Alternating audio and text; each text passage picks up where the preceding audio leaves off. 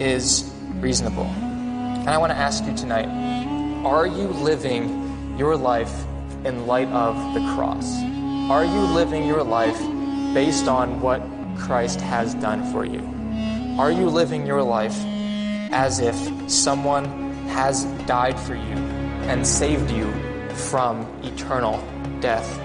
I can only imagine what Corporal Carpenter's friend on that rooftop that day thinks of him now. The man who jumped on a grenade for him, the man who saved his life from ending very abruptly.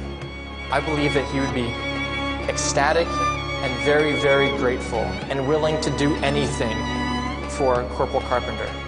How much more, in light of Christ's death for you and me, how much more reasonable is it for each and every one of us to be a living sacrifice to Christ on a daily basis, dying to ourselves, living for God, so that God might take the glory and that His will would be done.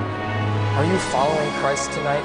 Are you living in light of the cross and what Christ has done for you and what He has done for you? I love the words of the song that we sang before I came up and preached, "When I survey the wondrous cross." The last two lines say this: "Love so amazing, so divine, demands my soul, my life, and my all." Does Christ have your all tonight?